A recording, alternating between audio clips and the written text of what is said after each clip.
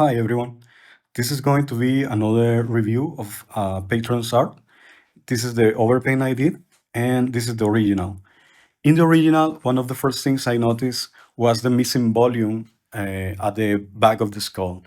This is very important because the skull is always deeper than it is wider. Okay, so you can see in the overpaint that there is a lot of bulk, there is a lot of volume added at the back of the skull, and you might be asking how much bulk do you need? Okay, so there are many ways to check this. One of the surest way is to get acquainted with the skull. This is by doing a lot of photo studies, a lot of line work sketches. You need to accumulate a lot of mileage to get a sense of how much volume you need in each side of the skull. However, if you are starting out and you have not getting acquainted with those proportions, you can do other things. For example, here in this box, you can see that the front of the skull is comprised by 2 units, while the lateral side is comprised of 3 units. However, be aware that we are putting this box in perspective, of course, so those 3 units are going to be very compressed. But still, that added unit is very important to add that missing bulk, that missing volume. The corner of that box is going to be at the start of the zygomatic process of the skull. Okay, so using that landmark, you can do something else too. You can draw an elliptical, an ellipsis on the side, and you can even divide that ellipsis in 4 quadrants. That way, you know how much bulk you have at the lateral side, and also by dividing that ellipsis in 4 parts, you will know where to locate your ear. For example, here you can see that the ear was located at the far bottom quadrant of that ellipsis. Okay. Another thing that you can try is using this app called Handy. Handy is a mobile app, sorry, and you can find it in the App Store, in the Play Store, depending on the platform you use. It contains several 3D models of skulls and heads, and that way you can position those models, change the lining, put it in the most closest way you can to your piece, and that way you can check the proportions if they are the correct ones. Okay, but yeah, try to get acquainted, try to accumulate a lot of mileage by doing photo studies in monochrome, in just using line work or with very minimal value. But yeah, that's better than doing the usual thing that a lot of beginner artists tend to do, that is just doing one piece and doing taking several hours, try to render it as much as possible, adding colors. I am saying this from a place of experience because I did that mistake. It cost me a lot of time at the beginning, but I hope that you take that into consideration. Okay. So that's for that part of the missing volume at the back of the skull. Another thing I noticed was that there were a lot of lines that should have been removed at this stage. Lines are a very important element when you are starting, especially if you are starting with the line work. But at some point in your rendering, in your painting, those lines start being structural elements and become placeholder at best and obstacles at worst. What I mean by this, let's take, for example, here at the tip of the nose in the original, you can see that there is a line left from the line work stage, the line work phase. And I made a point to remove that line because it was not needed. Why it was not needed? Because what that line represented was a different in contrast between two planes. You have the cheek plane that is catching most of the light, and you have the plane or the sphere-like form that comprises the tip of the nose. That's going to be very dark in comparison with the cheek, because it contains several blood vessels. So you are going to have a difference in contrast between those planes. And when you put those planes against each other, that difference in contrast becomes the structural element that that was represented at first by your line. So that line becomes really unnecessary. It even I will even go as far to say that it violates the expectation of your viewers when you left these lines, because you are here placing skin tones, and that line is not even of the same color of your skin tone. Okay, so it looks very out of place. The same thing happens here in the lips. You can see that in the overpaint, I just made those lips out of value. For example, the top lip is basically just a shadow shade because it's a plane that is facing towards the bottom, so it's not catching line. It should be in dark. And the opposite is the same for the bottom lip, which is a plane that is facing upwards, so it's catching light. One thing that I suggest you is to relate a value with the angle, the angle of each plane. What I mean by this is that you can see that the top plane has the same value as the bottom plane of the bottom lip.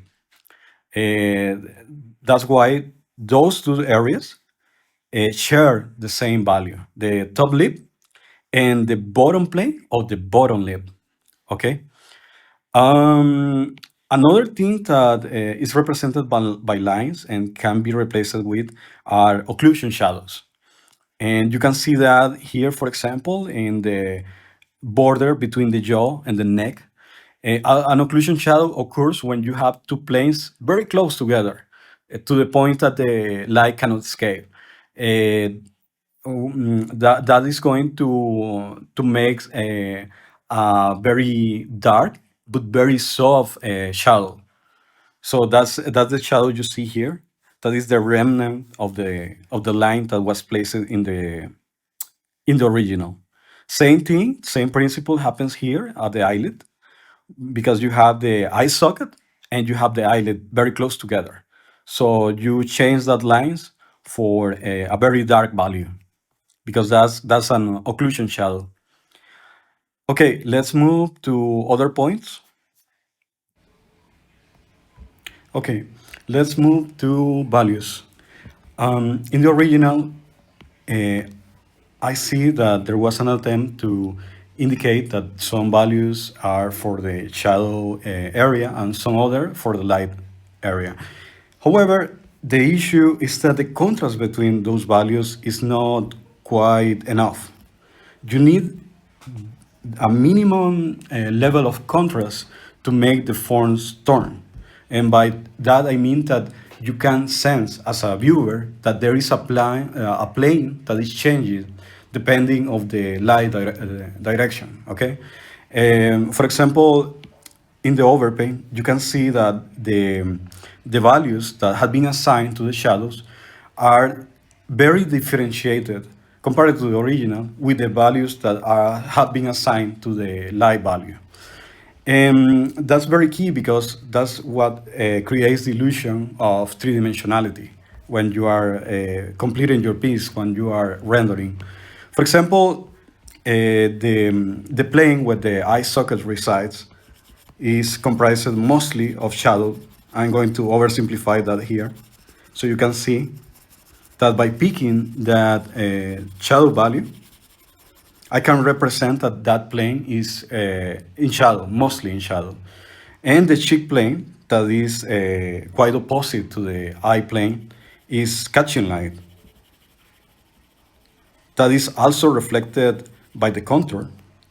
So if you add the contour and the value change, you are creating a very strong illusion of form. That's why giving enough contrast between your shadows and your lights is very important. Okay. Another thing I noticed in the original is that there was not much edge variation. Okay, you can see in the face that mostly everything is a very soft edge. There are very few hard edges. So here in the overpaint, I made a point to create many different kind of edges. You need to have in your compositions, in your pieces, try to have soft edges, hard edges, and loose edges too. For example, here is how you can create a stronger illusion of form using drop shadows. The head is going to cast a drop shadow on top of the neck. Okay, that drop shadow of the head is going to describe the topology of the neck. So not only are you giving weight to the head, but you are also describing the form of the neck at the same time. And speaking of the edges, when you have a drop shadow and you are at the start or near the object that is casting that shadow, you're going to have a very hard edge, like this one. This is a hard edge. And as you move out from that object, in this case the head, that is casting that shadow, that drop shadow is going to change into a soft edges drop shadow. Okay, you can see that transition here. And also you can have soft edges at the back where you have your hair that is facing the is on the back and is getting mixed and getting like web together with the background. Okay, you have a soft edge here, you have a lost edge here, and this is the same principle with the rim light. The rim light, as you can see, is making that background, that white on the background, getting into the character. This is very important because you are making something that looks more like a unity, okay? You don't want to create the sense that you are just placing a sticker on top of your background. You want to make the foreground, in this case the character, be a whole unity with your background. In the original, the problem is that you have hard edges in your hair, and everything is very hard edge. Even the strands that are on the back are very hard edge. So yeah, try to add variation. Another way why the variation of edges becomes important is with the materials. In your compositions, usually your skin is going to be very low contrast compared to other materials. For example, here with the eyes, you can see that the contrast is very high between the main highlight, which is mostly pure white and is comprised by hard edges, and the rest of the eye.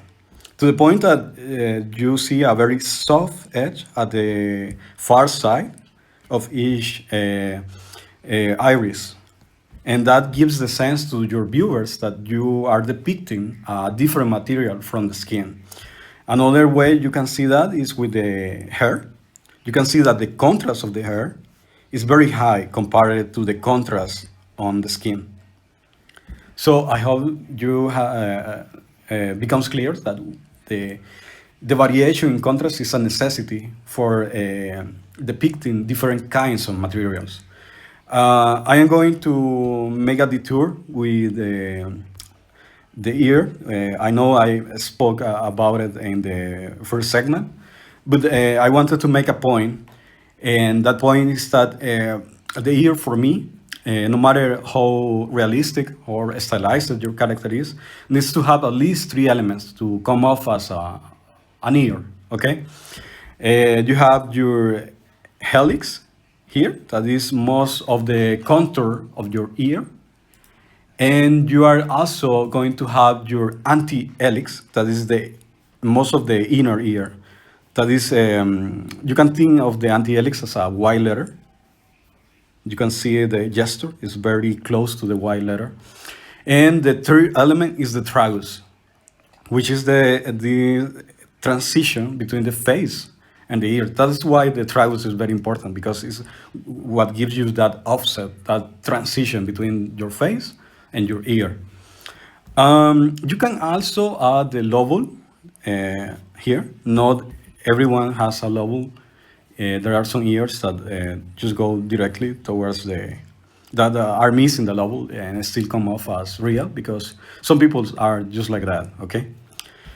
And yeah, basically those are the three elements I will add to the ears. And you can simplify those three elements.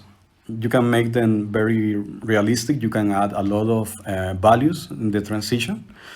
But try to at least include those three, and your ears will look more proper, okay? And yeah, let's move to other points. Okay, let's move to construction of the eyes. In the original, the problem I saw is that it was falling into what is called symbolic drawing. Symbolic drawing is when you just put the features you think should be placed without regards to the construction. And to avoid that, I like to block in the the plane where the eye sockets resides. That, as I explained it before, is this plane that is opposite to the cheek plane. And the purpose of doing this is because when you have a plane, you can draw in that plane some arcs. Those arcs are going to follow the same perspective as the plane. And because you already have the plane, you already have the perspective, placing those arcs becomes just way easier than guessing around, okay? With those three arcs, you have the eye in the middle that serves you a separation, as a guide to separate those two eyes. And because you are doing it in perspective, you know that the arc that is near to us, the near eye, is going to be longer than the one that is far from us. Okay, you can see that there. The one in the middle is a bit longer, and the longest one is the near eye. Okay. Speaking of the eyes, this is something that is not fundamental, but I like to add because I feel it adds a lot of appeal to the eyes, and it's to give each eye a positive canthal tilt.